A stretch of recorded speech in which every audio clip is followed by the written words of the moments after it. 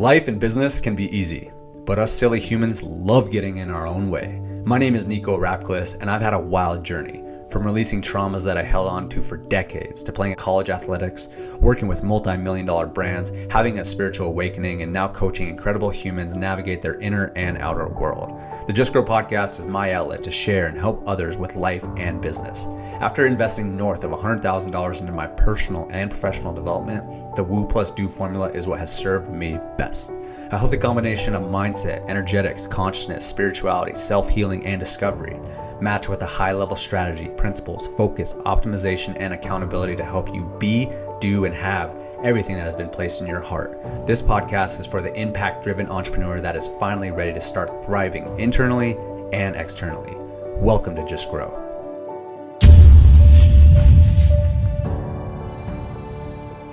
Yo, what's happening, my friend? Welcome to this episode of the Just Grow podcast.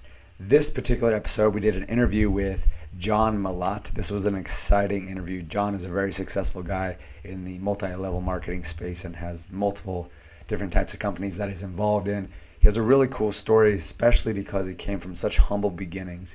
He was addicted to drugs and alcohol. He was in an area that most people don't get out of. In fact, a lot of his friends ended up dead or in prison, and he became a big success in a lot of different ways, and now he is on his health journey, which is also really cool. So really excited to dive into this episode. Before we jump in, just got to let you know about justgrowpodcast.com and our live events. We have another one on January 5th, so if you're in the Scottsdale area or you want to fly in like a lot of other people do, just go to justgrowpodcast.com. You can learn all the information about that. But without further ado, let's jump into this interview with John Malott. Nightclub and a restaurant, and I was drinking, eating, and partying myself to death.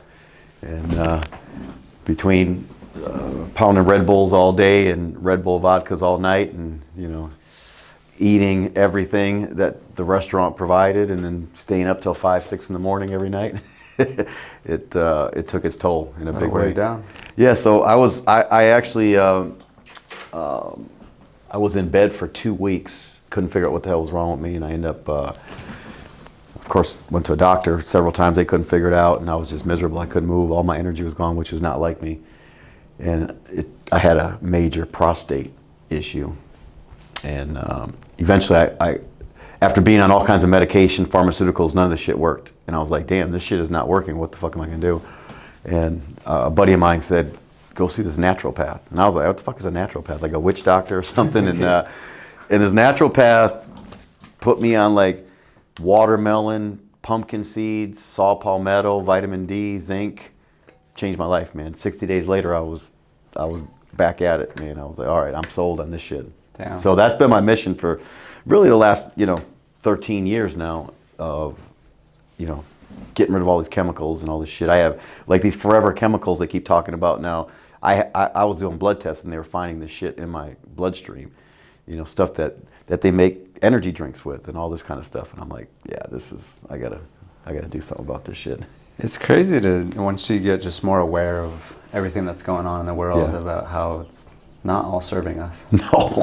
No, it's the opposite. I mean, but it's once you understand it's about money, then you just follow the dollar. You can figure out pretty quickly, does this make sense or not? And people don't understand simple shit like protein shakes or pre-workout stuff. Why do they add all this extra shit that's unnecessary? Well, it's called volume. Why does a cocaine dealer put fentanyl and Tylenol and baby powder into it? It's to make it spread the shit out. It's called profits. Yeah. And they do it in our food just like they do it in everything else. So I'm just very aware of it now because I was a purveyor of that food. Even like the chicken the chicken that we eat. You can't sell American chicken into countries like Europe because of what we do to process conventional chicken. So you start thinking about this shit, it's like, man, we are consuming this shit at massive rates. I'm a meat eater for sure. I just now I watch where I get my meat from and how I do it, and I'm trying to live, man. Exactly. I mean, what do they say? The healthy man has 1,000 wishes, the unhealthy man has one. Yes. That was me, man. I'm telling you, I would have given up everything if we could, if to solve that issue, because I was like, holy shit, like, because I'm a guy who's always hard charged. I'm always moving, and to end up in bed, like unable to do what I do best, was devastating. And I was like, man, everything I had at that time, I would have given up to, what would you said that was at 40 years old? Yeah. What advice would you have given your 35-year-old self before you got into that? Read labels, know what you're putting in your body. From a health standpoint, for me, that was the big shift coming out of that. Even look, you would think I own a restaurant in a nightclub. Like, well, I wasn't reading those labels. I was looking for profits. So, the shit had to taste good, and we made it taste good, but that didn't necessarily mean it was healthy. You know what I'm saying? Typically not. Yeah, and so, but I was there consuming it too. It wasn't like I was pushing it on customers and not me. That was my daily diet as well. Wow. And I learned a lot of lessons from that, man. It's like, so yeah, so I'm like I drive everybody crazy. If you go to the grocery store with me, you be there an hour to get 3 things, because I'm like looking at every freaking label, and I start making videos about shit. So, that's good, and you're bringing awareness to everybody else, because there's just a lot of nonsense out there, and no one really knows what to believe these days. No, and when you're young, the challenge is when you're young, because you feel good. You're young, you bounce back from stuff. I mean, I could drink with the best of them until 5, 6 in the morning. I'd be back at it by 2, 3 in the afternoon. And I was doing that like six days a week. So, but eventually the body says, "Oh hell no, we're done with this shit." Yep, the body always tells you. Yeah, we're done. Yeah, now like I still, I like to party, have a good time. But if I go hard, man, I need 2, 3 days to recover. And I'm aware of it too. And I give my body those 2, 3 days. Like before, I just keep going. I go, get a Bloody Mary and, get the thing going on. Just keep it going. Yeah, you do that shit for a couple of years. You're like, oh shit, something's gonna shut down. But no, it was a process and an interesting journey. Yeah. But I'm here, man. So. Yeah. Well, thanks for being here, man. Of course. I appreciate you sitting down and chopping it up, have a good conversation. Yeah, man. I know we've met like very briefly a couple times. But yeah, I just noticed on one of my text messages back in 2019, I got a video from you. Oh, yeah. We were somewhere, and you thanked me for picking up the tab or something on some of that. I was like, oh shit. I think it was at one of your Build Your Empire events. Oh, yeah. Hanging out with you and I think Stuman and Rio and a couple other people. Oh, yeah. Yeah, a lot of great relationships came out of the Build Your Empire events. Yeah. A lot of cool. Like, that's where Meltzer came from. Stuman is another one. Josh Snow. Man, so many people came from that stuff. I'm heading to Dominican Republic to do an event for Spectacular Smith from Pretty Ricky. He's got a mastermind in the Dominican. So me and Cody Sperber are flying out there next weekend.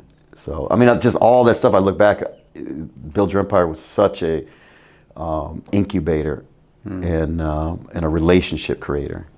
Yeah, that was super cool. I miss those days. Yeah. Well, I'd like to dive into your story a little bit. I know you've shared it a lot, but I think it'd be valuable to hear. I'd love to hear it a little bit more of like, how did you come out? You had, you went to prison. Yeah. And then you were addicted to crack, or you smoked? Well, so my and I just to kind of preface it too, I'd love to hear kind of just all along your journey of like the mindset, and then you talked about belief a lot, and I'd love to hear a little bit more about your thoughts on belief. How does someone cultivate more belief in their life? I'll talk about that because I learned how to reverse engineer results and to get down to the belief, and then from the belief to the thinking. And I'll touch on that in a second. But so my first felony arrest, I was 15 years old. So I didn't go to prison the first time. I went to juvenile detention center for 18 months, which sucks, when you're a teenager and you're locked up. But it was also, a lot of my friends were in that environment anyways. So, as much as I say it sucks, it was still like, I didn't have to go to school.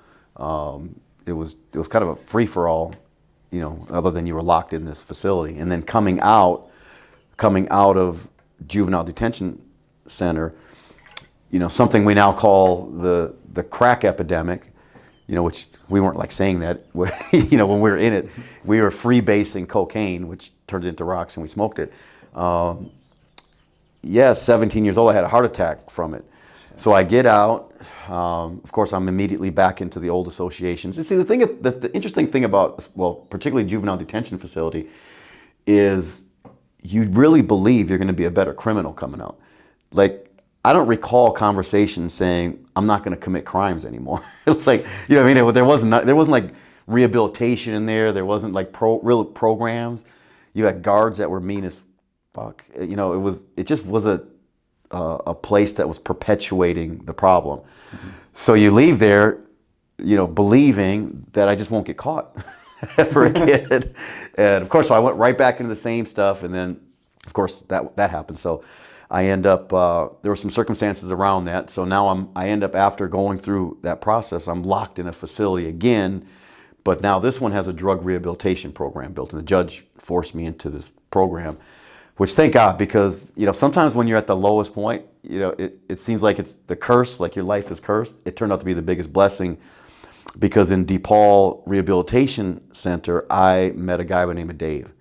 And Dave was a former outlaw motorcycle gang member. Like, this dude demanded respect. He wasn't taking no shit. Mm-hmm. And he was so different to me, because so many people I was around would always put me down about my stuff or talk down to me. Mm-hmm. Like, you're this or you're that or you're going to be nothing. So they just reinforce, like, you ain't going to be shit. So, okay, I already believe that. So thanks for reinforcing it. Dave was the opposite. Dave was like, number one, he didn't allow you to make excuses. Because when I was young, man, it was your fault. It was the police fault. My mom who left, it was her fault. Everybody's fault but mine. And it was Dave said, no, dummy, you're here because you made an appointment to be here. This is all you 100%. So he kind of held that mirror up to me and forced me to like man up to my shit. And and Dave was the guy who gave me How to Win Friends and Influence People. My first experience to personal development. Wow. And that was the path. And Dave was saying, like, you could be in business. And I'm like, man, do you understand why I'm here? I actually tried to be a cocaine dealer, but I didn't get the memo, don't get high on your own supply. So here I am, I'm stuck. So I said, I don't know if I'm gonna be a great business person, but that was where the seed was planted. And then of course there was a process. In my final felony arrest, I was 24 years old, July 4th, 1993. And it was sitting on the bullpen floor in the Milwaukee County Jail. 4 days sitting there miserable, waiting to go to trial. And that's where I was at that point, because from 17, from the drug rehab, to 24, I had 1 foot in the hood and I had 1 foot in the book. So it was an interesting, weird thing, man. I'm trying to personally develop, but I'm hanging around with, I'm up. It's a roller coaster ride. But it was. You ever drink too much and you're over the toilet saying, if you just let me out of this, I'll never drink again? That was me sitting on that floor like, just please let me out of this. I'll never do this shit again. Well, sometimes, you need to come to those moments of this so much pain that you're never going to go back. Man, it was painful because, at this time, I have a daughter. Mm. So my 2-year-old daughter, Lauren, who, by the way, is about to have a baby, so I'll be a granddaddy, which is kind of cool. Yeah. Yeah. So, but she was 2 years old, and as I was being led out of the house in handcuffs, she's screaming and crying. She doesn't really know what's going on, just knows that something's not right. And I'm being disruptive as usual as I'm being let out. And so that's what her face just kept replaying in my mind when I'm sitting there. And then something Dave said to me in drug rehab, he said, a good man leaves an inheritance for his children's children. I tattooed it on my arm. And so that's what I'm like, damn, I can't even take care of the one kid I have, much less thinking about children's children. And it really just was an awakening for me. We talk about this in business a lot, like, before you can really go crush something, you got to make a decision. Like, this is it, and I had to finally, in that environment, I made the decision. I said, look, yes, I was a loser. Yes, I was a criminal, dropout, drug addict, gang member, all these things, these adjectives they used to describe me. And that's who I was. Mm-hmm. That's not who I will be. And I made the decision, and I never got arrested again after that. I put down the crack pipe and just cold turkey. Yeah, well, it wasn't so cold turkey because when you're locked up, there weren't a lot of options. But it did help that it's different once you have the information. So think about it. When I was in drug rehab the first time, because I ended up twice, but the first time, I was just unaware, oblivious to what I was doing. It's just what we did. Yeah. It's just how we roll. But after you have the information and then you go do the same thing again, like I felt different when I would, like my buddies were like, bro, you don't have to smoke it. There's other ways to do cocaine. So of course now I'm doing lines, still in the same place. But now I feel like a loser. Now I realize, because I learned about it. I had the information. Les Brown, who I ended up writing a book with after all that, he used to say, once your mind expands, it can never go back to its original dimensions. Yeah. And that's kind of what happens when you get information. So if you keep doing shit after you have the information, now it's on you. You know, ignorance is one thing. You know, you can kind of let people off the hook a little bit. But when you know and you keep doing it, like, oh, I have a hard time feeling sorry for people that now have the information and could do, but choose not to do. And I think that's, you know, a really powerful point is kind of what we were talking about before is just like the awareness. Yeah. And I think that's like what social media has done. There's a lot of negative things about it, but it's also the right people are sharing the right stuff and it's giving more people awareness to understand what is going on. Well, it's the reason why I jumped back into the entrepreneur game again. It was social media. I saw these platforms with massive amounts of people congregating in one place, and you know the bells and whistles were going off like, man, there's got to be something here, you know, because we never had that. Like back in the day when I was building business, I'm big on systems, you know, and it was always systematic, and we would build these big ass teams and grow them around the world. But we were using I remember our early technology was like fax on demand. So I would send you a fax. Oh shit. Yeah. So you had a fax machine. So it would break down if you couldn't get to like a Kinko's to get the fax. I mean, but that was how our system worked in the beginning. Then later on, it was like VHS tapes and cassette tapes, which I had to buy the stuff. So do you think that's helped you in business, like going from that transition to where we are now, as opposed to people that are coming up and they've just always been around technology? They don't know, man. It's like being born in the house with the Rolls Royce already in the garage. Like you don't even know that you're rich. You don't even quite understand what you have. I understood how challenging it was and how difficult it was. Like I can build businesses, build big ass businesses now, and not even have conversations with people. Yeah. You know what I mean? Like you get the right product popping on in the right ad behind it, and put that thing on autopilot, and you're just cashing checks. So you said you have a system. I'd be curious to know more about like a system on how you do launch a business. Yeah, so for me, everything is already thought out. You know, when we launched our company, Oh Snap Active Lifestyle, matter of fact, May 17th will be our 2-year anniversary. But when we launched that company, there was a year in process. So I see a lot of entrepreneurs jump into stuff. Like they get an idea, tomorrow they go get an LLC, next they're launching it, and then either it wears off or they realize that, you know, maybe the market isn't ready for it or whatever, you know. So you see a lot of that kind of happen where a lot of things fizzle. But for us, you know, we make the decision, then we decide, then it's a year okay, so what is the system? What are we doing? And again, it's always reverse engineering. So for us, it's health and wellness. So for me, like my early mentor was a guy by the name of Jim Rohn, and Jim always talked about find an enemy. And so I had to think, okay, so let me figure out what's the enemy of health and wellness? Well, it's not hard to find that anymore. McDonald's, Tyson, Monsanto, I mean, it can go on and on. So it was pretty easy for me because when you launch a company, in my opinion, the way I've always launched is I always felt like we were going into the education business first. I studied the bottled water model. Bottled water is very interesting. Oh, okay. Because if you'd have told my grandfather you're gonna pay for a bottle of water, he'd be like, "Kid, are you out of your mind? There's no possibility I'm gonna pay." Even my dad, fought that concept. Remember, we're drinking out of the hose, out of the faucet. Never thought about it. But you look at what bottled water did. Bottled water companies first educated the marketplace. What did they say? Tap water bad, bottled water good. And it was education.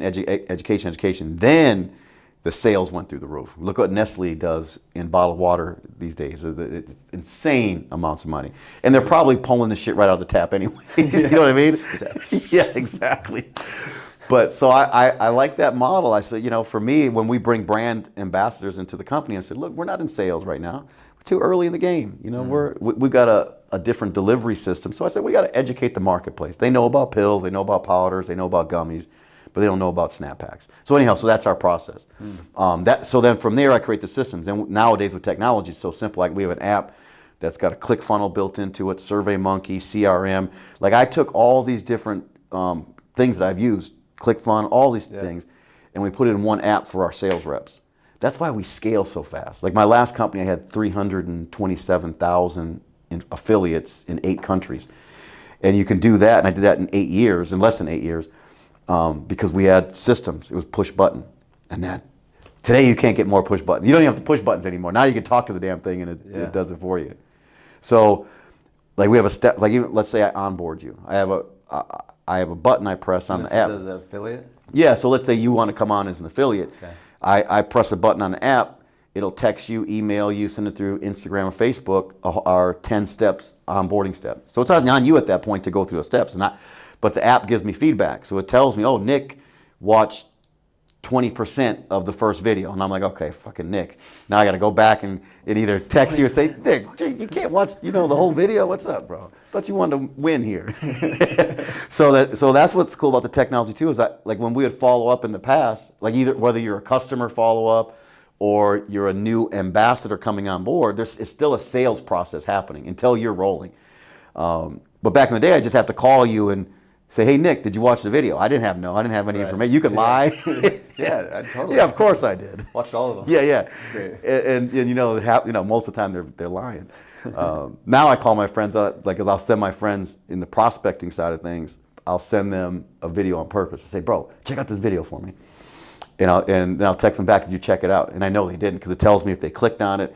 And they'll lie and say, yeah, I did. And I'll be like, you're a liar, bro. So I love the technology, man. The technology is so insane because it makes us more efficient in the process. So for me, like, is that a custom app that you guys built? Yeah. A good friend of mine, Patrick Shaw, has a company called Rapid Funnel, and he has. I mean, it can be used for all different things, but we took his foundation and maneuvered it into our business. But so it makes. And then think about if you're. If I'm talking just from a customer, we just did a big workout thing last night. So we had a whole bunch of people in this workout jumping around with us. And someone says they have interest. All I got to do is press a button on the app, and it'll send them the whole process. Send them a video they can watch about the ingredients. I got doctor testimonials, clinical studies, whatever they want. Wow. I can press a button and send it to them, and I'll know if they clicked on it. I'll know if they watched it. But of course, the app is also telling you. It's moving you to the end result, which is to buy, because a lot of, especially new people in business and new salespeople, they have a hard time getting to the close. Now, in my business, I call it the open. I don't like the word close. I like that. I call it open because I say, look, you're opening a relationship. I say the real work starts there. Yeah. And if we focus more, because what happens when you sell somebody, it's like, I got one, like you caught a fish or something, and then you're off to the next one. We got really good at cultivating the current people. It was just so much better, and the referrals that came from a current customer were way better than the cold call shit, and they were more profitable as well. Yeah, well, when you're cold calling people, they're not educated, right? That's something. And when you said that made a lot of sense to me, because it's like you have to sell people on the methodology first, and like good point. Your way of thinking about it, the water bottle, right? Because then if you're just cold calling them and they're like, what is this? Then it's an uphill battle from there. You got to have some thick skin to cold call, especially these days. Yeah. Like, if you call me, there's a pretty good chance I won't answer. Yeah. I see, like, I get caught sometimes, like they're across the room and they're calling me and they see me and I'm like, oh shit, I got caught. I just don't do it, man. I was like, text me. It's more efficient. I got shit going on. Exactly. But yeah, it's an interesting time, and you have to embrace. Of course, the young people are growing up. I have a 4-year-old niece, and she lives on her iPad, and she can maneuver it and do all this stuff. And I can just imagine by the time she's 10, these kids will be launching businesses at 8. You know what I'm saying? It's like because that's what when you understand the technology and you know how to utilize it, you can go anywhere. Now AI, pretty soon we'll come up with an idea and tell AI to create the whole everything for us. Man. That whole thing. Now I'm digging deep there too, because we're creating different tools for our brand ambassadors around it. It's very fascinating. Tell me a little bit about so it sounds like you do a lot of work with affiliates, and you've been in the MLM space. That's kind of where you got your start. Yeah. I'd love to hear kind of like your perspective and maybe some advice about how do you recruit affiliates, how do you get them really on board and bought in with the vision? Yeah, in my space, the multi-level marketing space, there's a very negative feel around it. And it's mainly because it's a bunch of unprofessional people. It's the blind leading the blind. But I was introduced to the industry by some massive powerhouses. One is Jeff Olson, who wrote the Slight Edge book. Oh, okay. Jeff was probably doing 30 million a year. So he would just laugh when someone would talk shit about the industry. Yeah, they're just clowns. We'd be on his 100-foot yacht, in Miami, pulling girls from the club. And, people that realize this, we are all a bunch of MLM guys but the way people sometimes get exposed to the industry is what turns them off. Because you think about it, like if you invest $200, so the average investment into an MLM right now is about $250. So you invest $200. I guarantee you got clothes in your closet cost you more than $200 that you don't wear anymore. I've had bad dates cost me more than $200. No possibility of return. You just don't, like for that kind of money, you're not gonna, like if you get a little rejection, well, fuck it, I ain't gonna do it. Yeah. And then people, instead of saying, hey, I didn't work it, they'll just say it doesn't work. Yeah. And that's wrong, because I took a $600 check and I turned it into $30 million in cash. Without all, I'm talking about in that industry, you don't have all the extra expenses that you would have, like I have in my traditional businesses. I had all kinds of expenses. Here, when I got 30 million, I got 30 million. Yeah. It was a whole different deal. And I was like, oh shit, I'm fucking rich. It took don't get me wrong, it took a process to make that happen. Yeah. But right now I'm kind of in that zone of like being kind of a spokesperson because I went through it. Jim Rohn was the other person. Jim Rohn had an incentive to be my mentor. Why would Jim Rohn mentor me? He wouldn't, unless I paid big money, which Herbalife ended up locking him up. We're paying him $2 million a year to exclusively mentor the Herbalife community, which is MLM. At a certain point later in his life. But before that, the reason he would mentor me is because he had a financial incentive. If I produced, he got an override. I can't think of, I don't know why that would be bad. You know what I mean? And because of that, I met billionaire Paul J. Meyer. He was also in my, what they call upline. I don't like that term so much. I don't like downline. I don't like the words that are used. Yeah. But he was part of my support group. So I'm being mentored by a billionaire. I'm hanging out with a billionaire. If I produced X amount, he'd fly me to his ranch in Texas or hang out at his beach house in the Cayman Islands. I didn't have access to those kind of people, that kind of stuff. Yeah. Coming from where I came from. My sister died from a heroin overdose. My brother's in and out of prison his entire life. If you see him right now, he has been unable to shake the drug thing. Yeah. And he's 2 years younger than me, but he looks like he's 30 years older than me. Wow. So how does 1 out of 3, in that house, and I never say I made it, but comparatively, it's it's mind-boggling. Right. Yeah. And it was because of that. It was because I got around these, starting with Dave in the drug rehab, and I started catching on how important it was. These podcasts, like what you're doing, this shit is insane. It is. The access to information. Like if you don't get it, that's on you now. If you choose to be broke, it's because you choose to be broke. Because how do you not be broke? You get information. Get information, figure out if another man, another woman can do it, then we can do it. We just got to figure out what they did. How did you, you obviously, do you feel like it was luck that you got around that guy Dave for the first time, or? I think I got exactly what I was praying for. You were praying? Man, yeah. And I'm not saying I'm like this religious dude, but I do believe in God, and I do believe that there's a reason why a lot of people around me that are not here today or end up in worse, like the RICO Act came through our neighborhood and put a lot of my friends and a lot of the people I grew up with in prison. And I didn't, and there was a lot, when I look back, there were so many like close calls in my life. And so I don't know what else to call it other than, somehow I got from the south side of Milwaukee to Camelback Mountain, the top of Camelback Mountain. I don't know any way to put it, in a relatively short period of time. Mm. There's something else that I believe. And so I do praise that.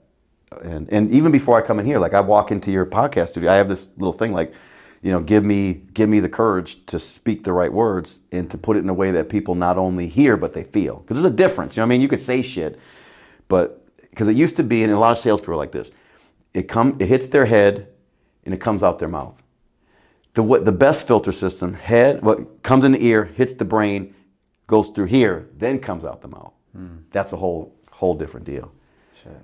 And that attracts people. That brings people. And what do we call it? We call it vibe, energy. Yeah. You can feel it. Mm-hmm. Like you get around some sleazy you know, they don't have to even say much. You're like, oh, this dude is off. I think everyone feels, and I can certainly relate to what you're saying because I'm an empath and I can feel people. But I feel bad for you. Yeah, I think it's a gift. no, it really is. I have it. I have it to a certain extent, and I understand it very well. But what you're saying, I think everyone knows at a certain level. Like if someone's being sleazy, like they can't even like put words to it, but they're like something feels kind of off. Yeah. But on the flip side, it's like, and that's why I like even with this podcast or anything I do, it's like what we talked about with Meltzer a little bit is like, how do you make people feel?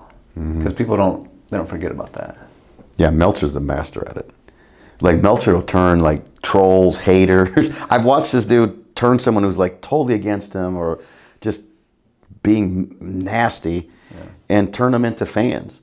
Like me, I sometimes just fight back. Like, you know, I throw another missile back, and we're just, you know, it's stupid. But his way is a much better way. I learned like, you know, or sometimes you're better off just ignoring people. But yeah, it's there's a lot to that. But I think part of the reason I think we're now more in tune to the vibe or the energy that people put off is because we've been bamboozled for so long. Yeah. You know what I mean? If you're getting taken advantage of enough, sooner or later, you have to develop this sixth sense, or you're going to keep losing money, keep losing relationships, whatever. I think it's the timing is a big part of that too. Just more awareness again. Yeah. I think, and that, again, coming back to just social media technology, I think it caters to a lot of nonsense, but it's like it also provides things like this, conversations people listen to, and they're like, start leaning in a little bit more. Wait, what did you say? Wow. Well, you know, it's like any tool. Most tools can be used for good or bad. Exactly. You mean you could use a hammer to build a house. You could use a hammer to bash someone's head in. You know, money's. You know what I mean? I'm just saying, money.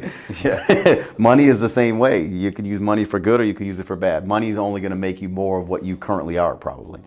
And so I think, you know, there's all the debates around guns and things like that. So you hear on one, you know, the one side, like, you know, it's a tool, and it depends on who's using that tool. Right. I come from a neighborhood where there are a lot of guns in the neighborhood. None of those people were supposed to have guns. And even if the government passed a law that nobody on the planet could have guns, my friends would have still had guns to rob people, to do what they, you know what I mean? Yeah. So I have maybe a little different perspective, you know, coming from the criminal side of things. This is my question, man, because it's like you talk about how you came from this place where you had a lot of friends that didn't come with you, obviously. Yeah. Do you feel like you had the vision to be here always, or was it just kind of like you No. kept on navigating here? I think it was a series of, in the beginning, crisis. I went from one crisis to another crisis. You know what I mean? And somehow came out on the other side. I don't want to say unscathed, but I came out on the other side. And the difference for me was, like, I really cared about people. Like, there are people around me that clearly did not care about people. They could do shit. We could all do something on a Friday night that was bad. I didn't sleep well, but clearly they slept fine, and they were ready to do this shit again. And it was just a weird deal. I was in this environment that sometimes I felt like I didn't belong in. You know, it was difficult for me to navigate that environment. Now I played my role in that environment. I did what I had to do in that environment. My brother, he was one of those people, and if he ever watches this, 'cause I'm gonna say, Jerry, relax. He could do things, and it didn't seem like he felt it so much the next day. Like it didn't weigh on him as like it did me. And I don't know why that is. I don't know. You know, obviously we're wired differently. Yeah. So for me, it was like, man, there's got to be a better way. There's got to be a better neighborhood. There's got to be a better place for me, because this is not it.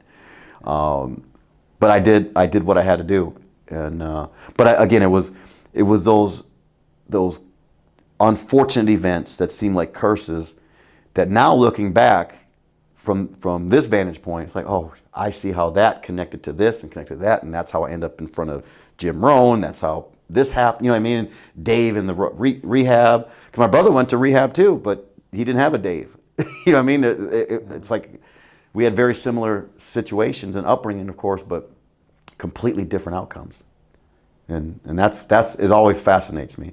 Yeah. And the same thing, because I'm constantly, you know, just called my guy Mike Turner, who I grew up with. And Mike, ran the Latin Kings and did 12 years in prison. And he was, him and I were riding big wheels in the neighborhood. We were chasing girls around. We were, the neighborhood, and he has it, but he's getting out of it. Like he's not committing crimes today. He's got a little construction company, but it's a lot of frustration and anyhow, he hasn't made it, and he would say that in terms of where he could be. And then when you see where I came from, because we came from the same neighborhood, it can be frustrating. And so him and I talk on a regular basis, and we talk about this. I was just talking to my guy Gama, same thing. Like this dude was shot, in a bar fight, like a shootout in a bar fight, shot like 4 times. Damn. And so these are like my friends, but he made it too, and he's got a little real estate business in Milwaukee, and is doing really, really fucking good when you think about so many people that didn't come out of that, didn't come out, like dead or prison, for Gama too, these guys, prison and much longer, real prison terms.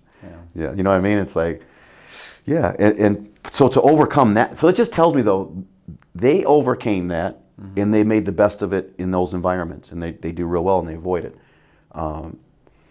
So when someone comes to me and they're making excuses about their life, like I could tell you, I know guys that have been shot, been in prison for 10 years, and are building good businesses and taking care of their family, and they're not complaining about shit, and they're not making excuses. They're not asking the government to, hand them out stuff. They're like, shit, I don't need a level playing field. Just let me on the field. I'll do the leveling. That kind of thing. Yeah. So, anyways, shout out to my family and friends. I heard a quote a while back that said, "There's someone out there. There's plenty of people out there that have it rougher than you and will make it further than you." And that's kind of what I got from that. Isn't that? That's interesting, though. It's a great quote, and I wonder about that sometimes, because if you are comfortable, I feel like you're at a disadvantage. I feel like if you actually come from a very comfortable environment and, family's taking good care of you, I don't know for sure. I never really had that.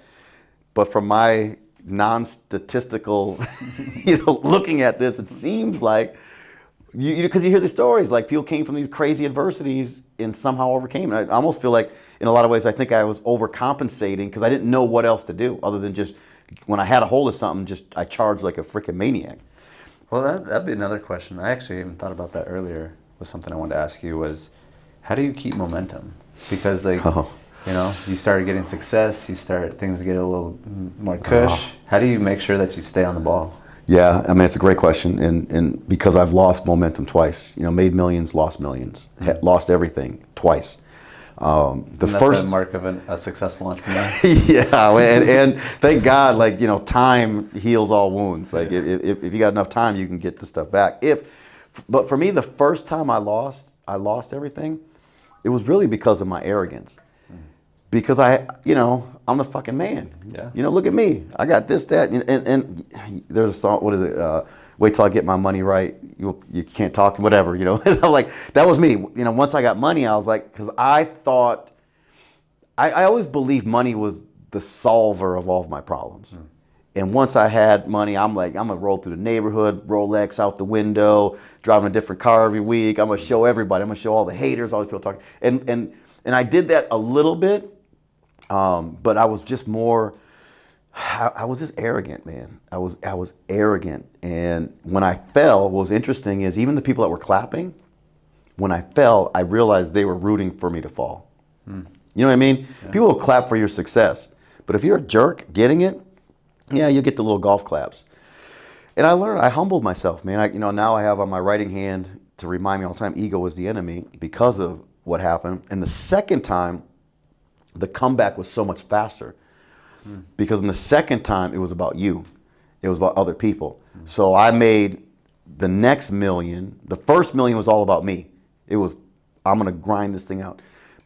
And I made multiple millions. But then when I lost everything and I was going for it again, that next million was made because I was like, Nick, what's your pain, bro? Wow. Is it a car payment? Is it a house payment? What is it? Let's you and I go to work on your pain. And that rise happened so much faster. Wow. You know, it was no longer me, myself, and I. And then I started using, like, it was Jim Rohn always would say, don't say I, don't say me. He said, no matter what, just get in the habit of saying we. And so people sometimes say, well, who are you talking about? Because I'm talking about what I did, but I got in the habit of just saying we. And it was great advice because it somehow conditioned my thinking to always be about other people are going to be in the mix. Interesting. It's funny you say that because I don't know where I picked that up or how I started it because I have done that for quite a while, and people will say like, wait, like, who are you with? I was like, I don't know, we. Well, you know what, you start to, probably because you've probably been around other successful people saying it. Because I never thought about it until he said it, and I started catching people that were doing much better than me saying the same thing. And I never asked them, but I was starting to catch on. Oh, they have the same kind of programming. Interesting. But it's, you know, because the mind is such a weird deal, you know, and that's the big frustration. I think we're our own worst enemies. And so, you know what I mean? It's like all of my issues came from my thinking, and then me turning that thinking into my beliefs, and then, you know, the beliefs into the attitude that turned into the behavior that turned into the results. So when I look back, and it'd be easy for me to say, well, it was drugs, it was this and that. No, it was John. No, yeah, that was John too. Oh yeah, that was John too. You know what I mean? Every time it was me. I had tools that sped the process up, you know, whether it was negative or positive, and I had associations that, you know, you really can speed the process up. That's why I tell people now, I'm like, my circle is very small. My network is massive, but this inner circle is very small, and it should be for everybody. You got to really guard that, just like you have to guard, because you have to guard what's going in here. And when I didn't guard that circle, it was all just garbage, you know. Woe is me, the world sucks, you know. And you hear it enough from enough people around now. You know, if you hang around with, you know, 6 guys smoking, you're probably going to be the 7th. Yeah. And most people don't even realize it because you're kind of nudged off course. Yeah, it's you know not what I mean? Like a jolt. It's more of just like you start. Well, and that's why I learned from Jeff Olson, and he wrote the book The Slight Edge. And you know, it's like, if you saw someone smoke a cigarette and they drop dead immediately, you wouldn't want to smoke out of that pack. Like it was wrong with that. Yeah, it was instant. Like, nah, I'm gonna pass. But that's the challenge. You know, it's not the one cigarette that kills you, or even now the vape. You know, the vaping thing. Like now, kids are vaping 24. I mean, the whole time they're awake, they're vaping. At least when you buy a pack of cigarettes, you run out, and then, you know. You got to go buy another pack, or you need to get some money together to get it. So there might be a break in it. But now kids are vaping, you know, and dropping their testosterone. All kinds of shit's coming from these chemicals that who knows what these forever chemicals that we're vaping. Anyways, the point to this, I got off track. My ADD just kicked in again. Is in The Slight Edge. It's like, it's not the one cigarette that kills you. It's the combination over a period of time that takes you out. Because if that one cigarette would kill you, you probably wouldn't do it. Right.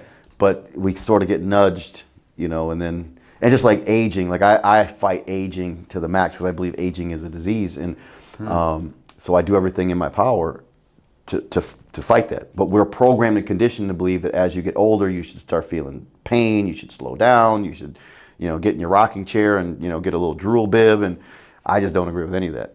I think you should be moving. You should stay in motion for sure. As soon as you start slowing down, you're heading towards the grave. And you know, you might find me in a nightclub dancing around in my 50s, because it's cooler to be in those environments when you have money. By the way, because I used to be in those environments when I was 20. I had no money. These girls didn't want me, and you know. And anyway, you get my point. Yeah. It's way better when you got some cash, man. You can have way more fun. Travel to exotic locations, do all kinds of cool shit. Have you always been in the like the affiliate and MLM stuff, or have you ventured outside of that? I've done a lot. You know, the MLMs were my goose that laid the golden eggs. Okay. I had this cash flow machine that just never stopped. Yeah. So, you know, when you're making $250,000 a month, whether you roll over in bed or roll out of bed to start your day, it doesn't matter. So it afforded me the ability to make a ton of mistakes. So that's how I got into the restaurant business, nightclub business. I had a mixed martial arts cage fighting business in the Midwest. We produced a lot of the big MMA amateur fights that were heading into the UFC. Publishing company, real estate investment company. I've had so many companies, so many traditional businesses. None of them ever paid. Like some were pretty good, some did well. None of them ever paid the way network marketing. Sure. It just didn't. I mean, because what happens is if you can stay strong enough long enough and you get momentum, it'll take a life of its own on. Wow. The hard part is dealing with the lowered level of social esteem. Because if I go to someone and I say, hey, I'm doing this thing, oh, you're in one of those pyramid things or whatever, they got their whole thing about it. Now you're like shot down. Yeah. And so your self-esteem and your social esteem is lowered. But I was willing to go through it because how low could you go anyway? I was a drug addict, criminal, you know what I mean? So, all right, I'm gonna do it anyways. And I kept doing it and doing it and doing it. Now my social esteem is way up. Everywhere I go, people are like, doors are opening I'm in Mexico and people are coming up to me, like Mexicans, invite me to after hours parties. Oh, we love you. I didn't know that, it's insane. And some of those same people would have disrespected me in my early journey. You know what I mean? Some of those same people. Matter of fact, now, because when I get around a lot of these big entrepreneurs and they know my story, they know the success, they have a different perspective of MLM. Because I say, there's a lot of what I call entrepreneurial supremacists out there. In other words, oh, you do real estate, so that makes you better than me because I do MLM. How? I still got the same tax breaks you do. I still got the same, challenge. Other than I don't have the same kind of overhead that a lot of the traditional business owners have. So a lot of cases I would show my friends, I'm like, look, when you make $1 million, you got this, you got employees, you got all these different expenses that come out of that. When I make $1 million, that million's going in my pocket, man. Yeah. So I could argue with someone if I laid out to you, if I asked you what would be the ultimate deal as an entrepreneur. People say like low overhead, no employees, cash flow. I said, you just named what I've been doing for 29 years. Wow. So the reason why I have freedom, I've always worked out of my house. Like my business partner is Cody Sperber, the clever investor. He's in the office. He could never understand why I don't come in the office. I'm like, bro, I'm allergic to cubicles. I've been home for so long that I don't even know what I would do in an office. Why? It feels like a prison to me.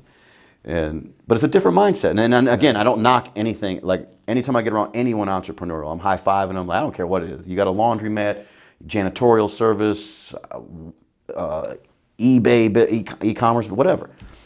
But for some reason, MLMs don't get the same respect. Yeah. And I wrote a book about it, MLM's Dirty Little Secrets. And I really I break down the numbers and I show people like the numbers are no different than in real estate. The numbers are no different than traditional businesses, except for the fact the cost of the entry is so freaking low. Well, I can relate to that because in my early stages, I did some MLM and it was like what got me into the world. Yeah. And I would probably say I had a little bit of bad taste in my mouth about it, and I get where it's coming from, but it is interesting. You're probably not the first person I've seen that is like doing really well with it, and as long as you work it. Yeah, you got to work. It's like anything. I tell people it works if you work it. Yeah. But there are like any industry. I'm not saying the whole industry is sunshine and freaking roses. Like there's a lot of bad characters, and whenever there's money to be made, that's going to happen. And so you have to evaluate an opportunity inside of MLM the same way you would evaluate any other opportunity. Like who are the leadership? What's their track record? Like if the leaders have been indicted 5 times, it's probably not that's probably a red flag to avoid. But I see people, because there are people that are really good at starting these type of companies, and then they go and make a ton of money off the backs of a lot of people, and they go do it again and again. Yeah. But see, I understand the industry, so I know who some of these people are. I'm evaluating, just like I'd evaluate anything. Like if I was going to do business with you, we would take time and figure out, does he have character? I want to know some of these things because I learned my lesson being in partnerships that I didn't do the due diligence up front. Now, 6 months into it, we fucking hate each other. The business sucks, right. And then we're trapped. Yeah. What would be some of your advice for a traditional business owner that's like in the early stages? Number one, take the time in preparation. Most of us are like hard chargers. Entrepreneurs are like, I'm like ready, fire, aim, type shit. Yeah. So preparation, which I'm not organized by nature. I'm not the guy who's, I'm not a prepper, so when the apocalypse comes, I'm going to be looking for some prepper friends to save my life. But when it comes to business, those, people that are organized and prepare, evaluate. My wife is like that. My wife, right now, she's working on something, and she's at the house studying YouTube videos, and she's intense with it. I just think you'll save yourself a lot of heartache. What do they say? Measure twice, cut once. And I've never heard that one. Yeah, so that I heard that one time. I was like, oh, that's pretty good. Yeah, because once you're in, and that's part of the reason why you see a lot of failure, in business. I think it's lack of preparation. Like I said, we took a year before we ever launched the company. It was the most painful year of my life because I'm like, we got to go. Yeah. Let's make this thing happen. But thank God we did, because it allowed us to create better products, create a better environment, get our systems in place. So when people came on board, it was like, oh, okay, it didn't seem like a startup. Because the last thing you want is to be a startup and it feels like a startup. Like everything sucks. It's just terrible. And you're gonna get that no matter what. But you're gonna get some of that. But anyway, preparation is a big one. Preparation. Yeah. And how do you know you're out of the preparation phase? Well, how do you know when a date is going well? You just kind of know. Like, I knew that we had like certain parameters. Like, when we were developing a particular product, and we just weren't getting it right. Either this was off or that was off. And then finally, it's like, okay, 6 months later, we finally hit it. Because I was almost ready to just compromise and say, just let's go. We don't have time. And I said, you know what, let's do it again. And the next one that came was the right one. And I knew, okay, that's ready to go. There is a little bit of instinct in that type of thing too, because if you just wait until everything's perfect, you're never going to launch either. So that's the other side of that thing, is like duality to everything. Yeah, I got friends that have been about to launch a company for 10 years, and still haven't done it. Preparing, and it's like, there's people that keep going back to school, like they got their bachelor's and they went to get their master's. Now they're getting another master's in this and that, and it's like, I always say, I think some people have educated themselves stupid. It's like you just keep going. Like at some point, you should take the information and do something with it, because you will run out of time. That's one thing I can tell everybody that's listening for sure. You are going to run out of time. I'm going to run. We're all going to run out of time. So, that's why in the beginning stages, there is a little bit of that, of course, no sleep stage. And if you really love what you're doing, like me, when I'm engaged in something, I'm not eating. I can miss sleep. And then you kind of know, and at a certain point, if your heart's in it, man, you know it's time to launch. Yeah, but that's complex, bro. Yeah. When I'm doing it for me, it's one thing, but when I'm trying to how do I guide somebody through this? Because in the end, they have to do it too. So if you launch prematurely, you're going to pay the price in the marketplace. And you could have a great concept, great idea, but if you launch prematurely and the market doesn't accept it, that's why you've seen products hit a market and that it was the right idea, wrong time. And then later on, even like when you look beta versus VHS, I don't know if you remember, there was two different. No. Well, yeah, you're too young. I'm aging myself again. But there were two formats of, what a VHS tape is, right? Yeah. Well, there was a version that was smaller than that. Oh. That would hold more. It was just better, but it didn't happen. And that one came first, and VHS came second. VHS was clumsier, bigger, whatever, and VHS became the standard. So there's lots of examples in the world like this, and yeah, you can learn from all of these different examples. And again, that's what's cool about a podcast like this. Is I listen to these podcasts all the time. I'm like, dang, I got another nugget. I got something else. So much golden information out there if you're listening. Man, yeah.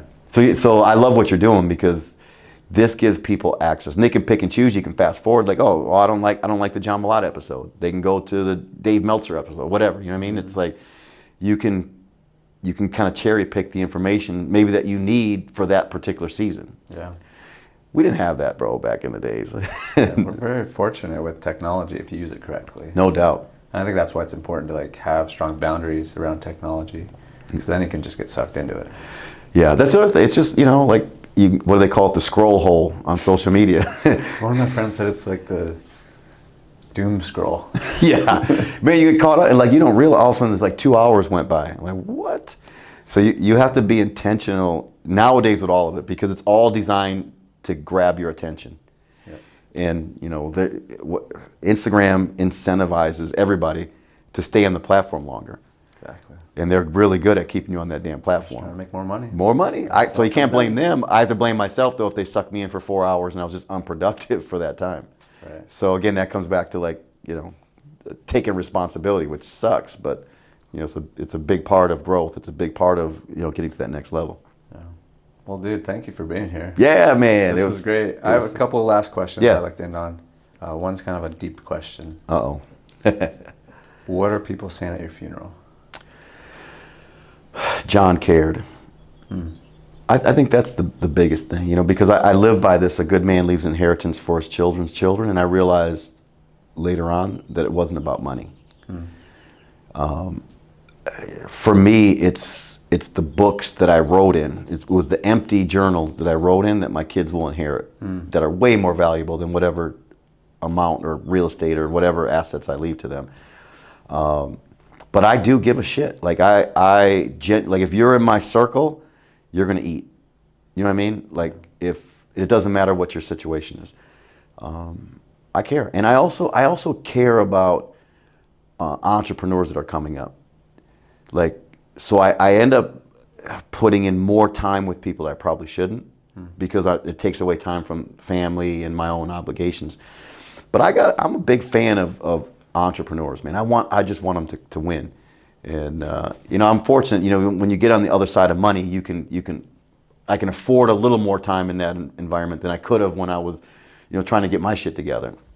But yeah, I want, especially my kids, man. I want my kids to say, Dad really did give a shit. Because, today parents are busy and they're disconnected from the family. I read an article that said the average father in America, and I want to say it's like 3 minutes, gives 3 minutes of quality time to their children. 3 minutes. Like that seems extreme, but that tells me there's a lot of fathers giving no time whatsoever. And I don't want to be that guy. So that is a deep question. Good answer. Thank you. Cool.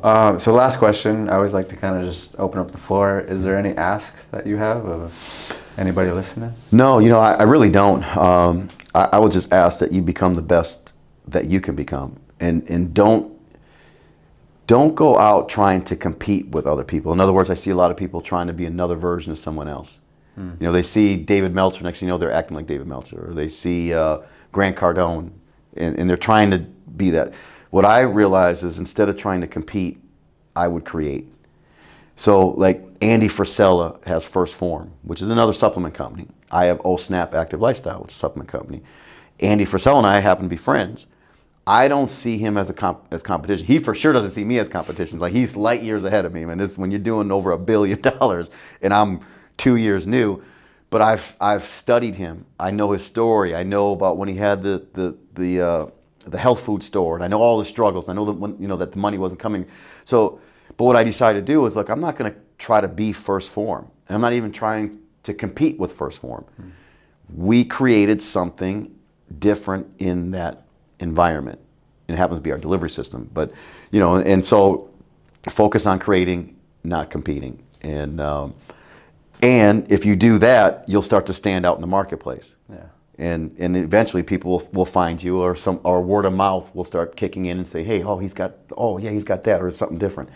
And then if you want to change your health and wellness, of course I say, grab some of our snap packs. We got energy, sleep, multivitamin, mineral, and I've got an anti-aging one that's reversing my aging. So love it. Yeah, anyways, but no, that's cool. And where can people find that? Best place, just look me up, because I now handle my own social media. I used to have someone else doing it, and it was a disaster.